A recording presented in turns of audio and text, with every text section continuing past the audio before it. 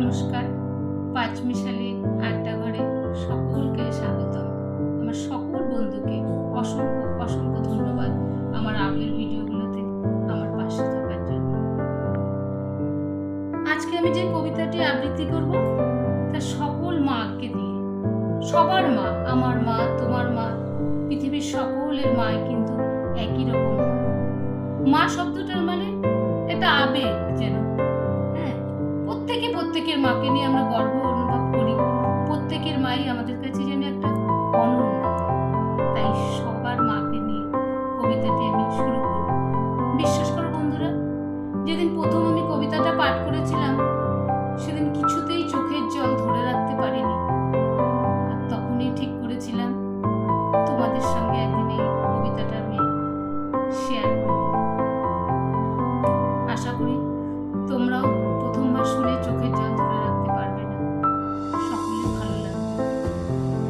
শুরু করছি আজকের কবিতা। কবি আদিত্য অনিকের লেখা মিথ্যেবাদী মা। এতটা দিন পেরিয়ে তবু আজও মায়ের জন্য কাঁদি, কারণ আমার মা যে ছিল ভীষণ মিথ্যেবাদী। বাবা যেদিন মারা গেলেন আমরা হলাম একা। সেদিন থেকেই পাপ নিয়েছে মায়ের কপাল লেখা। মা বলতো বাবা নাকি তারার ভিড়ে আছে, লেখাপড়া করে যদি নেমে আসবে কাছে। তারায় তারায় বাবা খুঁজে তারার ছড়াছড়ি, সেদিন থেকেই মিথ্যে বলার প্রথম পাড়াপড়শি বলতো এসে, এই বয়সে রাড়ি একা একা এতটা পথ কেমনে দিবে পারি, ভালো একটা ছেলে দেখে বিয়ে করাবার। মা বলতো এসব শুনলে ঘেন্না লাগে আমার। একা কোথায়, খোকন আছে তো, বিয়ের কি দরকার। ওটাই ছিল আমার মায়ের চরম মিথ্যাচার। রাত্রি জাগে সেলাই মেশিনে চোখের কোণে কালি, নতুন জামায় ঘর করে যায় মায়ের জামায় তালি। ঢুলু ঢুলু ঘুমের চোখে সুই ফোটে মার হাতে, আমি বলি শো তো এবার, কি কাজ এত রাতে। মা বলতো ঘুম আসে না, শুয়ে কি লাভ বল। ওটা ছিল আমার মায়ের মিথ্যা বলার ছল।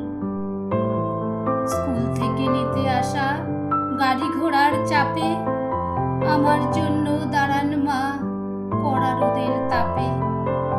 ঘামে মায়ের দম ফেটে যায়, দু চোখ ভরা ঝিম।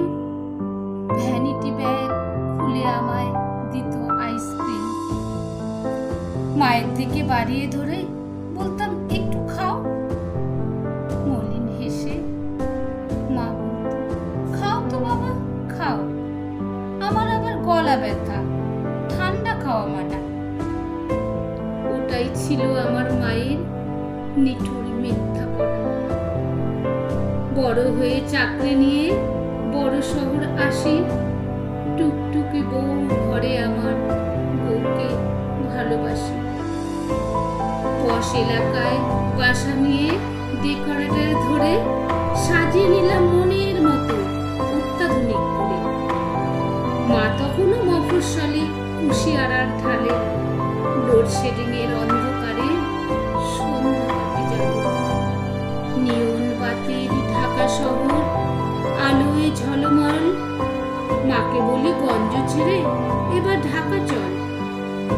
মা এই তো ভালো খোলামেলা হাওয়া, কেন আবার তোদের ওই ভিড়ের মধ্যে যাওয়া।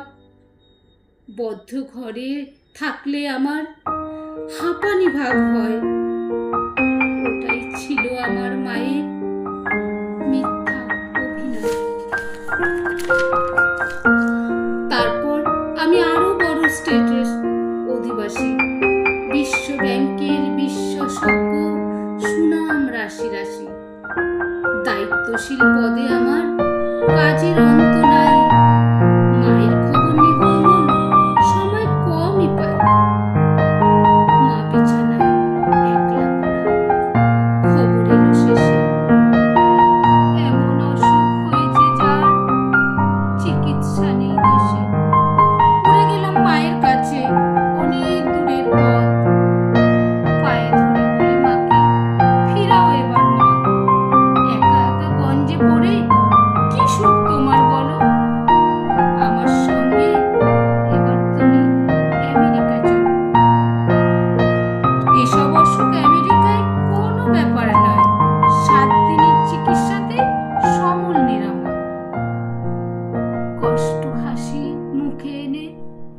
বলে আমার মা, প্লেনে আমার চড়া বারণ, তুই কি জানিস না?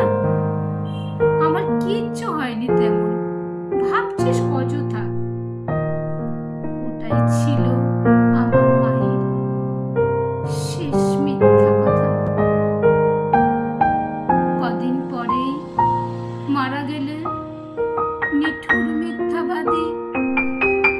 মিথ্যাবাদী মায়ের জন্য আজও আমি কাঁদি।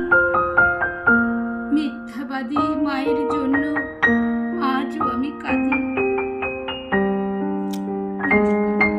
যদি আমার